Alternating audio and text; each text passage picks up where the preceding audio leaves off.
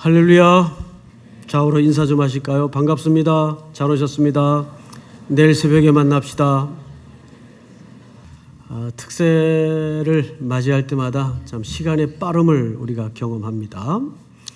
자, 오늘은 이제 야고보서를 마치고 나서 첫 번째 시간인데, 오늘부터는 하나님의 부흥을 사모하라는 큰 주제 아래 주제별 설교를 좀 한 달여간 진행을 할까 합니다.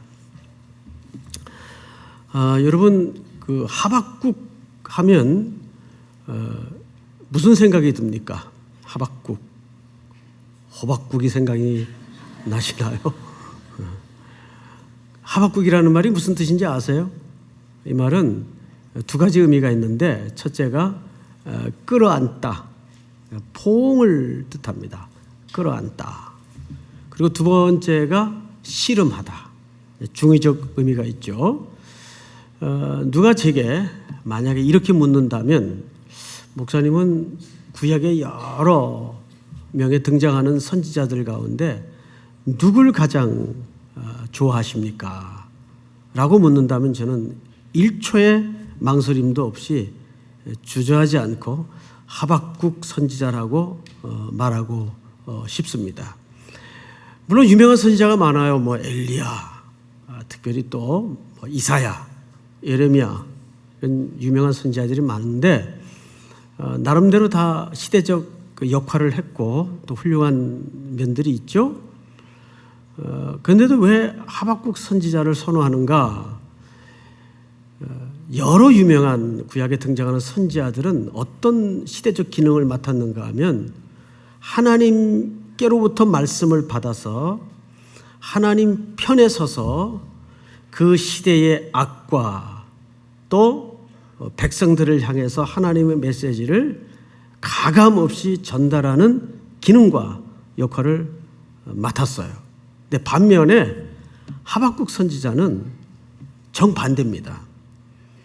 그는 하나님 편에 선 것이 아니라 백성의 편에 서서 백성들의 고단한 삶을 끌어안고 백성들의 입장과 백성들의 눈물을 대변해서 하나님을 향하여 맹렬하게 투덜거렸던 선지자입니다. 그래서 이 하박국 선지자의 면면을 성경 여러 구절을 통해서 살펴보면 굉장히 좀 인간미가 있어요. 그래서 다른 선지자들과 차별점이 있다면 그런 차별점이 있어요. 항상 그 시대의 고통 또는 백성들의 눈물의 측면에 서서 그 백성들의 마음을 대변했다, 이렇게 이제 이해를 가지면 좋겠습니다. 그래서 오늘 이 3장의 이야기를 이해하기 위해서는 우리가 짧게나마 1장서부터 좀 스케치를 하면서 들어가는 게 좋을 것 같습니다. 1장 1절을 한번 볼까요? 1장 1절. 선지자 하박국이 묵시로 하나님의 말씀을 얘기하겠죠. 받은 뭡니까? 경고라 그랬어요. 경고. 여러분, 이 경고라는 말은 이런 뜻입니다. 무겁다, 그리고 그 무게가 짓누르다. 그래서 이 하박국 서에 담아진 내용이 어떤 내용인지 감을 잡을 수가 있어요. 이건 하나의 경고입니다. 시대적 경고예요. 그러니까 이 안에 담아지는 내용은 사실 이렇게 유쾌하고 좋은 내용보다는 뭔가 아주 무시무시한 내용이 이 안에 경고적 성격을 띠고 담아졌는데, 그것이 이 하박국 선지자의 마음을 무겁게 만들고 짓눌렀습니다. 자, 그런데 2절을 한번 볼까요? 여호와여, 내가 부르짖어도 주께서 듣지 아니하시니 어느 때까지리까? 질문으로 시작을 합니다. 독특한 출발이에요. 1장에는 이 선지자의 3가지 질문이 있어요. 첫 번째 질문이 뭐냐면, 왜 이 백성들의 고통을 이렇게 허락하십니까? 첫 번째 질문이고, 두 번째는 그들이 그 고통 속에서 하나님께 부르짖는 그 부르짖음을 왜 응답하지 않습니까? 그리고 마지막 세 번째는 그럼에도 불구하고 악당들은, 대적들은 왜 형통합니까?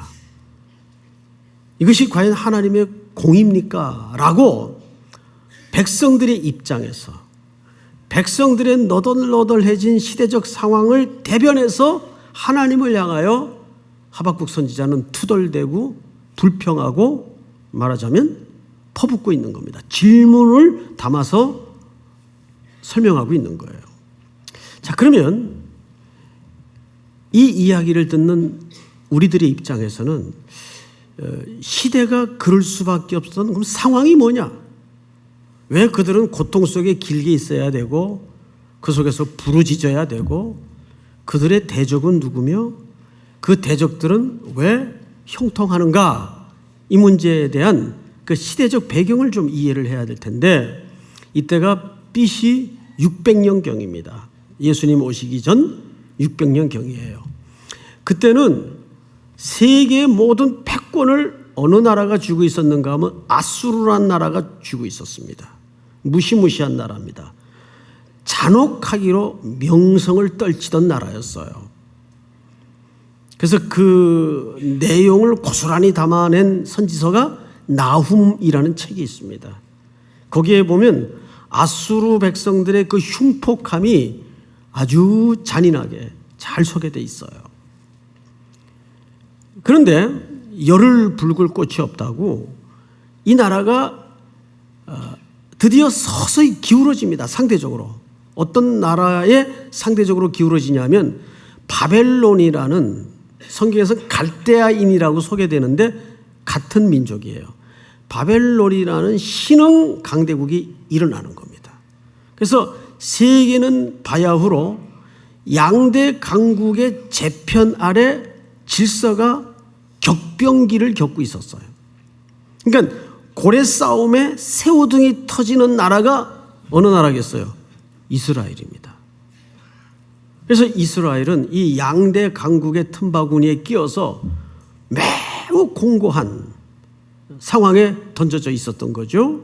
게다가 가장 중요한 초점은 뭐냐면 이스라엘의 영적인 상태예요. 어느 정도인가 한번 우리가 성경을 통해서 볼 텐데 예레미야서를 띄워주세요. 여러분, 이 하박국 선지자가 활동할 때 동시대적 인물이 예레미야입니다. 아시는 대로 예레미야는 무슨 별명이 하나 있었어요. 무슨 별명이 있었죠? 네, 눈물의 선지자. 왜 눈물의 선지자인가 하면 그는 정말 그 선지자 역할을 감당하고 싶지 않았어요. 그런데 약관 20세의 나이에 그에게 강력하게 항거할 수 없는 하나님의 말씀이 임합니다. 그리고 그 말씀에 담아진 명령은 그 정적들에게 또 흉흉한 메시지를 하나님이 주면서 가서 전하라. 그래서 예레미야가 울며 가기 싫은 길을 갑니다. 그래서 눈물의 선지자예요. 바로 그 선지자가 기록한 글 속에 당시 이 하박국 선지자가 활동하던 동시대 인물일 텐데 어떤 내용이 담아져 있는가를 한번 보자고요. 그때는 9째 달이라 왕이 겨울 궁전에 앉았고 그 앞에는 불피운 화로가 있더라. 시작. 여후디가 서너 쪽을 낭독하면 왕이 면도칼로 그것을 연하여 베어 화롯불에 던져서 두루마리를 모두 태웠더라. 여기 귀를 의심할 수밖에 없는 문장이 하나 눈에 띄죠.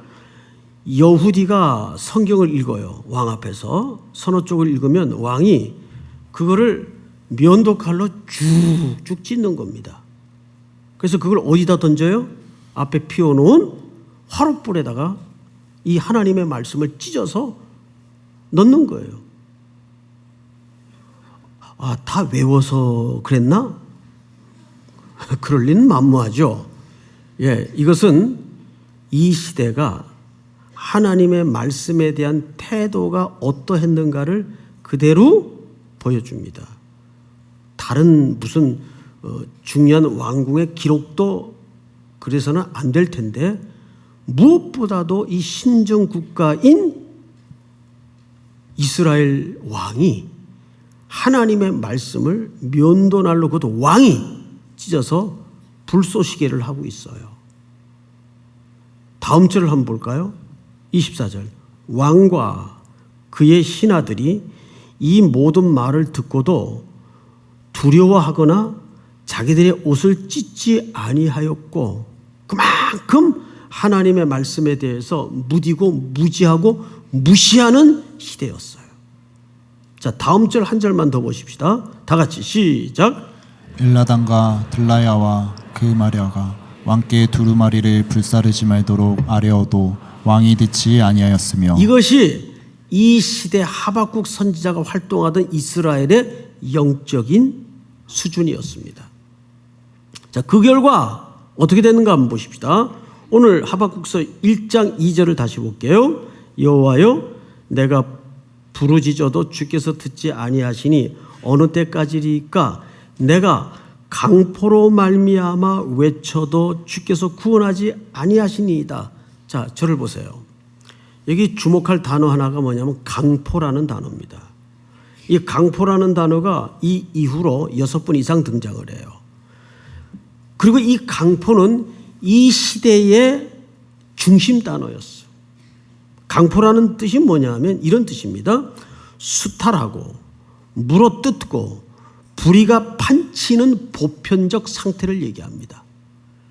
여러분, 그러면 이런 물리적인 강포가 그때만 있었을까요?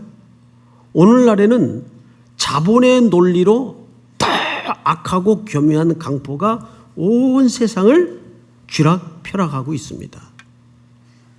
지금도 얼마나 이 자본의 힘, 진리를 밀어내고 자본이 진리가 되어버린 이 세상에 보이지 않는 강포가 얼마나 많습니까? 돈이면 다 된다는 무서운 사고방식이 교회 안에 밖에 얼마나 많습니까? 이 시대의 아이콘이 강포예요. 자, 이런 시대에 하박국 선지자는 백성들의 상태를 바라보면서 백성들을 끌어안는 마음으로 하나님과 실험하는 거예요. 3가지 질문을 던지는 거죠. 왜 이런 고통을 이렇게 허락하십니까? 그 고통 속에서 하나님을 향하여 소망을 두고 부르짖는 이 백성들의 기도를 왜 듣지 않습니까? 왜 우리의 대적은 형통합니까? 이것은 어느 시대에나 우리 그리스도인들이 인생을 통해서 물을 수밖에 없는 삶의 본질입니다. 이때만 가능했던 질문이 결코 아니라는 얘기죠. 자, 이런 선지자를 하나님께서 드디어 어디다 세우냐 하면 2장 1절을 한번 넘어가 보세요. 2장 1절 같이 한번 읽습니다. 시작. 파괴하는 자가 너를 올라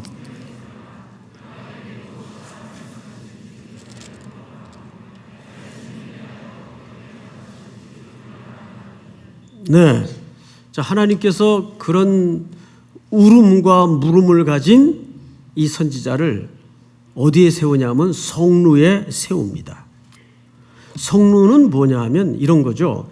이렇게 성벽이 도읍을 둘러싼 방어 체계에 성벽이 쭉 있을 거 아니겠어요? 그러면 성벽이 두꺼우면 그 성벽 두꺼운 지면으로 위로 마차도 지나갈 정도의 두께를 갖는 경우가 참 많습니다.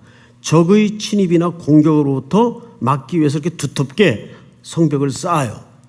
그래서 그 위로 마차도 지나갈 정도의 큰 성벽이 있습니다. 그리고 일정 거리를 유지해서 뭘 세우죠? 그 위에 성벽 위에다가 성루를 세웁니다. 여기는 경계 처소입니다. 그래서 여기서 저 멀리까지 적들의 동태를 살피고 혹 누가 음모를 꾸미거나 이 성을 공격하는가를 이 성벽에서 이 성루에서 보는 거예요. 그런데 이 성루라는 말에 그 아름다운 의역이 뭐냐면 하나님의 어깨에 올라앉다 이런 의미가 있어요.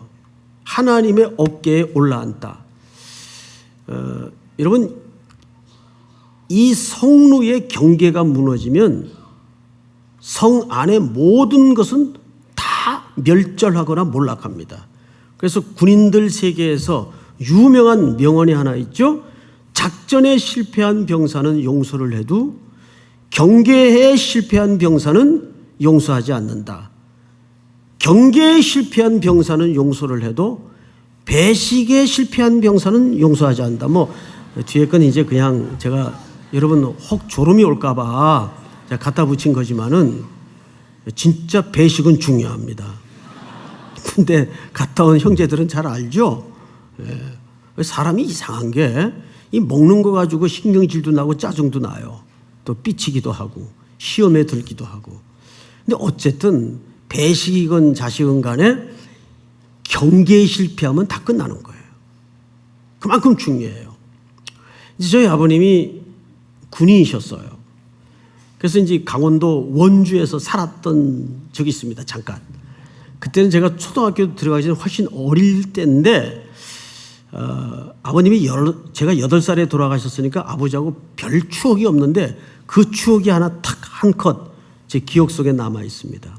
국군의 날인데 이제 시가 행진을 합니다. 그러면 의장대가 앞에 서고 육해공군 병사들이 서고 뭐 무기들이 다 동원이 되고 탱크 뒤에 오고 뭐 진짜 장난 아니에요. 아버님이 군인이시기 때문에 저를 구경을 시킨다고 데리고 거리로 나가셨어요. 근데 그때는 그게 큰 구경거리지 않습니까? 빼곡히 어른들이 연도에 서 있는 겁니다. 그래서 제가 그 틈바구니에 서서 구경을 하는데 어른들 엉덩이밖에 안 보여요. 작으니까. 그래서 아마 그랬겠죠? 기억에는 없지만 아빠 안 보여 안 보여 그랬겠죠? 그때 딱 한 컷 남는 그림이 뭐냐 하면 아빠가 저를 번쩍 올려가지고 목마를 태우셨어요. 그러니까 시야가 달라지는 겁니다. 그 앞에 펼쳐진 경이로운 군인들의 행진과 화려한 퍼레이드가 신천지가 앞에 펼쳐지는 거예요. 아, 이게 좋은 말인데 이상한 것들이 갖다 쓰는 바람에 표현하기가 참 그러네요. 이 성루에 서서라는 말은 하나님이 하나님의 어깨에 올려 앉히다 그 말이에요. 누구를? 선지자를. 그러면서 어떤 걸 보여주시는 거예요. 근데 이 선지자가 그때야 하나님의 눈높이에서 하나님의 어깨에 올라앉아 뭘 봤어요? 2절을 한번 볼까요? 뭘 봤나? 다 같이 2절 시작.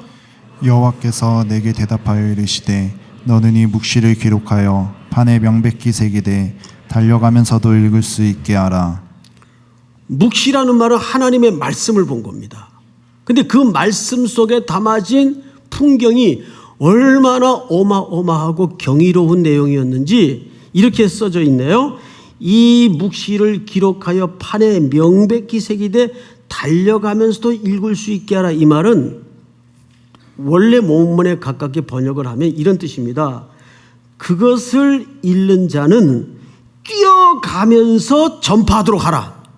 그러니까 하나님이 지금 하나님의 어깨에 올려 앉혀서 이 선지자로 하여금 바라보게 한 역사의 저 언덕 너머의 어떤 하나님의 묵시 속에 담긴 경위는 지금 뛰어가면서도 전파할 정도의 어떤 급박하고 놀라운 소식이에요. 그걸 지금 하박국 선지자가 본 거예요. 궁금하지 않으세요? 그래서 기록한 책이 3장입니다. 자, 오늘 3장으로 들어가서 이제 본론입니다. 1절을 한번 같이 읽어볼까요? 1절 시작. 시기온옷에 맞춘 선지자 하박국의 기도라. 네, 자 여기 기도라고는 했지만 사실 히브리인들에게는 노래, 기도, 찬양 다 같은 개념이에요. 이 이후의 모든 내용은 사실 찬송입니다. 자, 그런데 이걸 뭐에 맞췄다고 돼 있어요? 시기온옷에 맞춘 선지자 하박국의 기도라 또는 찬송이라 그 말이에요. 그러면 시기온옷이 뭐냐? 이제 여러 가지 해석이 있더라고요. 이게 히브리인들이 사용하는 악기일 것이다. 근데 이런 악기가 사실은 없어요. 그래서 그 해석은 채택할 수가 없습니다. 그래서 보편적으로 학자들이 이 시기온옷을 뭘로 해석을 하냐면 이거는 음악 부호로 해석을 합니다. 음악 부호. 여러분 음악 부호는 크레센토, 뭐 점점 빠르게, 점점 약하게 이런 부호들이 있잖아요. 제가 이제 고등학교 1학년 때 올라갔는데 담임 선생님이 새로 배정이 됐어요. 선생님이 음악 선생님이에요. 아주 이 머리가 길고 정말 인물이 방금 사회 본 우리 최지원 목사님처럼 아주 아랍 왕자처럼 생겼어요. 응? 아랍 왕자처럼. 난 저 친구 사회 보면 그 다음에 나오기가 싫어요. 비교가 돼가지고. 그 선생님 음악 선생님인데 부임하자마자 원래 그때는 반 이름들이 반의 개성에 맞춰 다른 게 아니라 전부 일반, 이반 전부 이런 패턴이잖아요. 근데 반 이름을 돌체 반으로 바꿔버렸어요. 돌체. 그 돌체가 뭐냐면 음악 부호인데 부드럽고 아름답게라는 뜻이에요. 그분 자체가 정말 부드러웠었어요. 근데 애들이 무식해가지고 저희를 갖다가 야 돌반 그랬어요. 그걸 잘 모르니까 애들이. 그래서 그 돌체는 제가 영원히 잊질 못해요. 저희 반 이름이었기 때문에. 근데 이 시기온옷이 사실은 음악부인 것이 뭘로 알 수 있냐면 끝절 19절을 한번 보세요. 주 여호와는 나의 힘이시라. 나의 발을 사슴과 같게 하사 나를 나의 높은 곳으로 다니게 하시리로다. 이 노래는 찬양 맞죠? 이 노래는 지휘하는 사람을 위하여 내 어디에 맞춘 것이니라? 수금에 맞춘 것이니라. 이 수금이라는 것은 이 켜는 악기가 아니라 뜯는 악기입니다. 뜯는 악기예요. 그러니까 이것은 경쾌하고 빠른 비트의 음악을 할 때 쓰는 악기입니다. 자, 그러면 시기온옷이라는 음악 부호는 무슨 뜻인가 하면 말 그대로 경쾌하고 빠르게라는 뜻입니다. 자, 그러면 잘 생각하세요. 자, 여기 봐요. 그러면 경쾌하고 빠르게라는 음악 부호라면 그 안에 담아질 음악의 가사 내용은 우울하고 또는 슬픈 애가쪼의 가사가 나와야 맞습니까? 아니면 행복하고 희망찬 소망의 가사가 나와야 맞습니까? 후자죠. 그런데 16절을 한번 보세요. 16절만 여러분들 한번 같이 읽겠습니다. 시작. 내가 들었으므로 내 창자가 흔들렸고 그 목소리로 말미암아 내 입술이 떨렸도다. 무리가 우리를 치러 올라오는 환난 날을 내가 기다림으로 썩이는 것이 내 뼈에 들어왔으며 내 몸은 내 저수에 떨리는도다. 위에 올라가서 8절을 보세요. 8절. 여호와여 주께서 말을 타시며 구원의 병거를 모시오니 강들을 분이 여기심이니까 강들을 노여하십니까? 바다를 향하여 성내심이니까? 전부 이런 내용들이에요. 자, 지금 우리가 시간 관계상 전체를 볼 수 없지만 살펴본 두 절만 보더라도 이 내용은 비트가 빠르고 경쾌한 쪼로 노래할 내용입니까? 아닙니까? 아니죠. 그러니까 형식과 내용이 언밸런스예요. 이 노래 자체가. 그렇죠? 예. 원래 형식이 경쾌하고 비트가 빠른 부호가 붙었다면 내용도 뭔가 좀 소망 있고 희망찬 내용이어야 맞아요. 그런데 놀랍게도 16절은 내가 들었으므로 내 창자가 흔들렸고 그 목소리로 말미암아 내 입술이 떨렸도다. 무리가 우리를 치러 올라오는 환난 날을 내가 기다림으로 썩이는 것이 내 뼈에 들어왔으며 내 몸은 내 처소에서 떨리는도다. 자, 앞을 보실까요? 이거는 조국의 멸망을 본 거예요. 조국의 멸망.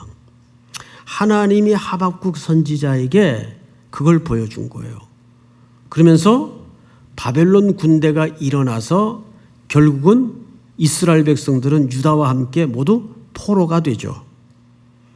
자, 그 조국의 멸망을 기다리는 거예요, 지금. 그런데 음악 부호는 경쾌하고 빠르게. 그러니까 내용과 형식이 안 맞아요, 지금. 근데 우리가 여기까지만 읽어서 그래요. 그럼 왜 하박국 선지자는 그럼에도 불구하고 시기온옷에 이 곡절을 맞추었을까? 여러분, 17절을 제가 읽어드리겠습니다. 비록 무화과 나무가 무성하지 못하며 포도나무에 열매가 없으며 감람나무에 소출이 없으며 밭에 먹을 것이 없으며, 그러니까 다 멸망해서 그럴지라도 우리의 양이 없으며 외양간에 소가 없을지라도 18절 다 같이 시작. 나는 여호와로 말미암아 즐거워하며 나의 구원의 하나님으로 말미암아 기뻐하리로다. 여러분, 이게 무슨 소리예요? 이것이 하박국 선지자가 뼈가 썩이는 것 같은 두려움과 공포를 넘어서 바라본 하나님의 일이에요. 그러니까 여러분, 지금 비록 하나님이 이 조국 이스라엘의 멸망의 그림을 나에게 보여줬지만 그것이 영원한 멸망이 아니라 잠시 잠깐 우리의 회복을 위해서 허락하시는, 우리가 우리의 죄악으로 말미암아 피할 수 없었던 시련이고 고통이었다면 그것이 영원한 고통이 아니고 그 너머 더 큰 일을 봤는데, 그 큰 일이 뭐냐 하면 3장 2절을 한번 보세요. 이렇게 되어 있습니다. 여호와여, 내가 주께 대한 소문을 듣고 놀랐나이다. 여호와여, 주는 주의 일을 수년 내에 부응하게 하옵소서. 수년 내에 나타내시옵소서. 진노 중에라도 긍휼을 잊지 마옵소서. 앞을 보실까요? 이것은 우리가 보통 하나님의 부응하면 외형이 늘어나고 숫자가 늘어나고 무엇이 증대되고 증가되는 게 부응으로 이해를 하는 고정관념에 붙들려 왔어요. 그런데 원래 구약 성경에는 부응이라는 말이 여기에 나와 있질 않아요. 원문에 가깝게 번역한 새표준 성경을 보면 이렇게 되어 있습니다. 띄워주세요. 자, 읽습니다. 시작. 주님, 내가 주님의 명성을 듣습니다. 주님, 주님께서 하신 일을 보고 놀랍니다. 주님의 일을 우리 시대에도 새롭게 하여 주십시오. 우리 시대에도 알려주십시오. 진노하시더라도 잊지 마시고 자비를 베풀어 주십시오. 이 본문을 그대로 두십시오. 여기에서 우리 시대에도 새롭게 하여 주십시오. 이거를 의역을 해서 부응이라고 번역을 했어요.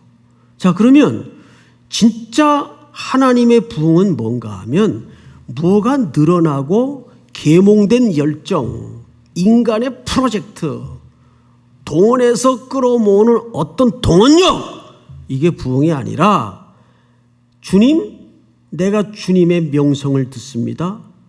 주님, 주님께서 하신 일을 보고 놀랍니다. 부응이 뭐예요? 주님께서 하시는 주의 일을 얘기합니다. 그거를 현존하는 역사 속에 이루어지기를 하박국 선지자가 목도한 거예요. 그걸 확인하니까 우리 조국이 지금 당장 어려움을 겪고 망하는 것 같아 보여도 그 너무 더 놀랍게 다가오시는 하나님의 경이로운 구원의 손길을 만나는 거예요. 그래서 3절을 한번 제가 읽어드릴게요. 하나님이 대만에서부터 오시며, 이 대만은 타이완을 얘기하는 게 아니고 거룩한 자가 바란산에서부터 오시는도다. 셀라. 그의 영광이 하늘을 덮었고 그의 찬송이 세계에 가득하도다. 자, 앞을 보십시다. 여기 두 지명이 등장을 합니다. 대만, 또 하나는 바란입니다. 그래서 학자들 또 신학자들이 특별히 이 두 지명에 대해서 많은 논쟁을 펼쳤어요. 여기일 것이다, 저기일 것이다. 결국 합의를 못 찾았습니다. 그런데 한 가지는 합의가 되었어요. 그 한 가지가 뭐냐면 이 노정은 어딘지는 확실치 않으나 홍해를 건너 구원받은 백성들이 가나안까지 가는 노정 중에 어느 지점일 것이라는 합의가 됐습니다.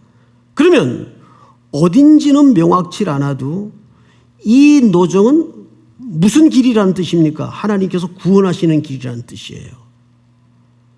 이거는 명확한 성경의 진술입니다.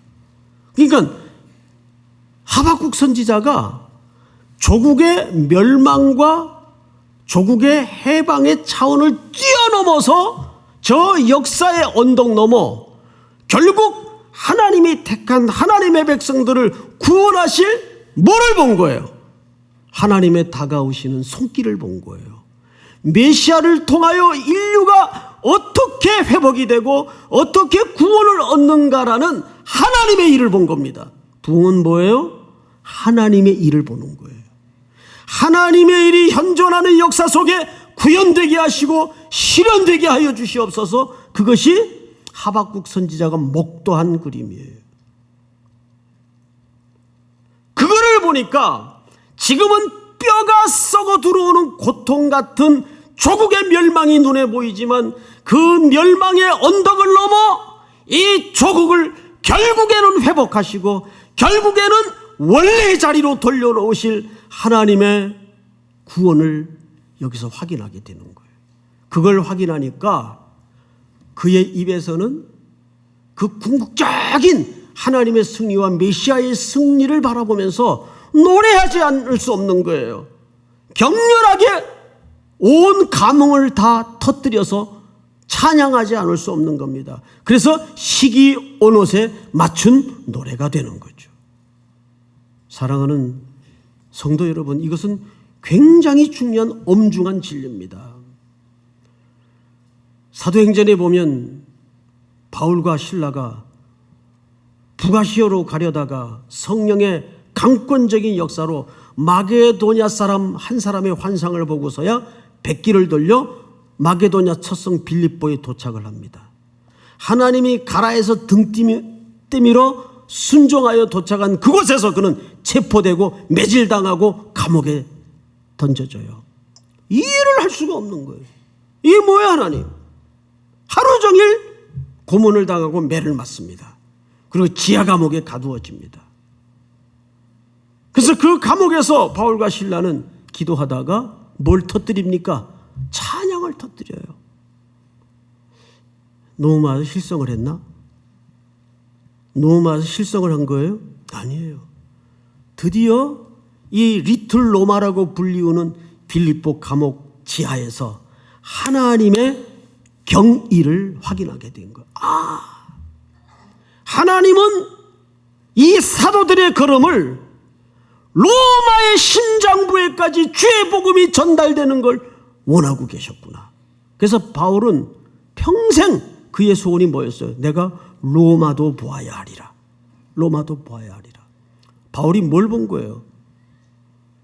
그는 자기가 감옥에 가두어져 있느냐, 감옥에서 자유의 몸이 되느냐, 이 큰 관심사가 아니었어요. 정말 그것이 관심사였다면 옥토가 움직이면서 감옥이 열릴 때 그는 당연히 먼저 나가거나 도망갔어야 옳았어요. 근데 그대로 있잖아요. 그럼 나중에 모시고 나가죠. 간수들이. 바울은 뭘 본 겁니까? 내가 가두어져 있느냐, 풀려나느냐, 이것이 바울의 관심사가 아니었고, 내가 갇혀져서 내가 포로가 되어서 묶여 로마를 가는 한이 있더라도 그것이 하나님의 꿈꾸시는 역사의 행로라면 그 놀라운 하나님의 일을 확인하면서 그는 찬송하지 않을 수 없었던 겁니다. 이번 3주간의 특세는 그런 새벽이 돼야 돼요. 물론 내 사정, 내 사연, 눈물겨운 길들, 그걸 붙들고 기도하는 시간도 필요하지만 정말 중요한 것은 그것을 뛰어넘어서 내 평생 남은 시간에 하나님의 일을 보게 하시고 그 일이 하나님의 부흥이 되게 하여 주시옵소서. 땅끝까지, 세상 끝날까지 우리 삼일교회 공동체가 저 역사의 언덕 넘어 하나님이 이 한반도를 중심으로 격렬하게 돌아가는 이 시점에 꿈꾸시는 하나님의 일이 무언가를 보게 하여 주시옵소서. 이것이 우리의 진정 사모하는, 우리가 꿈꾸는 부흥이 아니라 우리가 자기적으로 만들어내는 계몽된 부흥이 아니라 하나님이 꿈꾸시는 부흥, 하나님이 그토록 사모하는 부흥, 그 부흥이 저와 여러분들의 모든 삶의 현장에서 말씀을 기다림으로 부르짖는 가운데 순명처럼 순종되어지는 하나님의 부흥이 임하는 또 한 달이 될 수 있기를 주님의 이름으로 축복합니다. 우리 다 일어나십시다. 이 땅의 황무함을 보소서.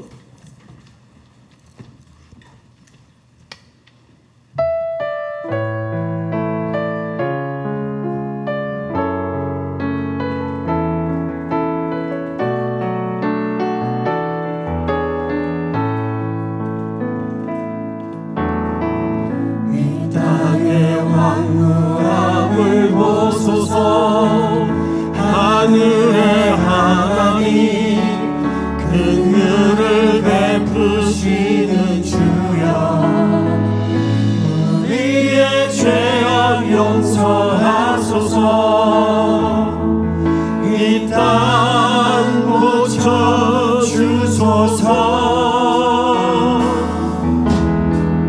이제 우리 모두 하나 되어 이 땅에 무너진 기초를 다시 쌓을 때 우리의 우상들을 태우신 성령의 불 임하소서. 성령의 불 임하소서. 불능의 불길 타오르게 하소서. 진리의 말씀 이 땅 새롭게 하소서. 은혜의 강물, 은혜의 강물 흐르게 하소서. 성령의 바람 이제 성령의 바람 이제 불어와. 오 주의 영광 가득한 새날 주소서. 주님 나라 이 땅에 임하소서. 주님 나라 이 땅에 부흥의 불길 타오르게 하소서. 하소서. 부흥의 불길, 은혜의 불길 타오르게 하소서. 진리의 말씀 이 땅 새롭게 하소서. 은혜의 강물 흐르게 하소서. 성령의 바람, 성령의 바람 이제 불어와. 오 주의 영광 가득한 새날 주소서. 주님 나라 오 주의 임하소서. 나라 이 땅에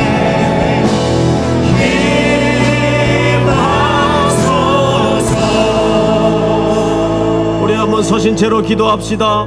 다 같이 한번 눈을 감고 우리의 현실이 피곤하고 고단하고 깜깜하고 답이 없는 것처럼 보일지라도 그 절망의 현실을 넘어 구원의 주제자로 오시는 하나님의 경의, 하나님의 부흥을, 하나님의 일을 목도하게 하여 주시옵소서.